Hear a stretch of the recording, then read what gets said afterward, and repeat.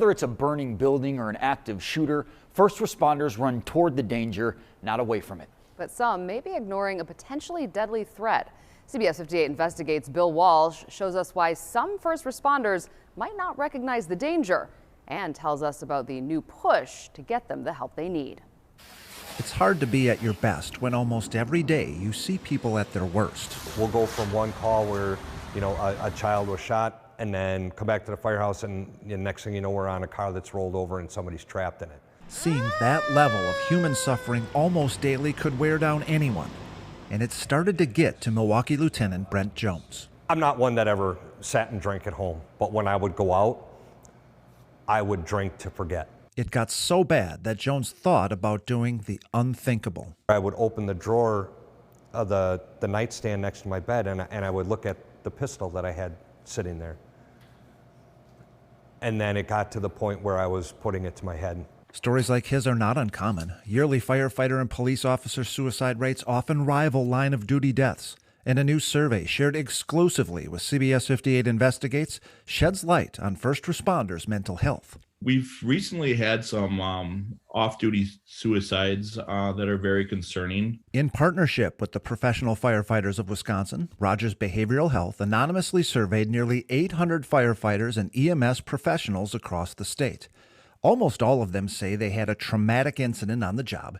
More than a third report family or relationship problems, and almost 10% had thoughts of suicide or self-harm. The questions about suicidal ideation and self-harm are definitely ones that we need to do more work on. Dr. Kelly Piasek is Vice President of Research for Rogers. She says these numbers could open up new strategies. For example, more than half of respondents reported sleep problems.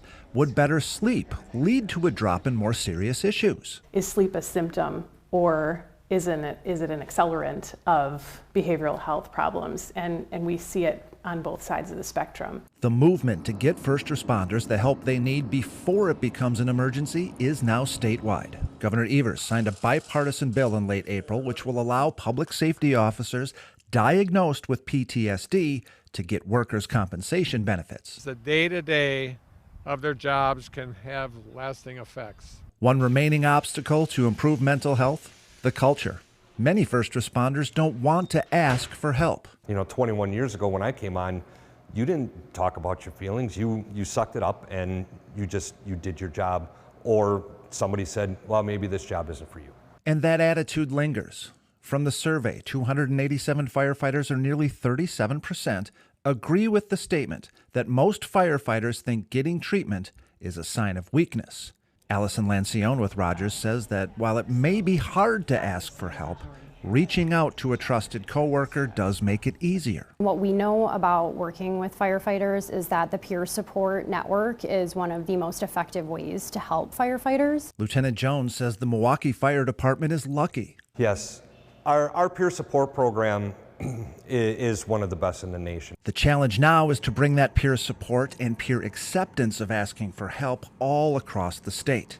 This research is a good first step. I think we have a lot of opportunity to build programming to help those people be more responsive and to kind of know what those warning signs look like. Jones says he wishes he would have caught the warning signs sooner, but reaching out to a colleague might have saved his life. Telling one of my peer support people that that was the third time that I put my gun to my head with my finger on the trigger, that they said, okay, it's time for you to get help.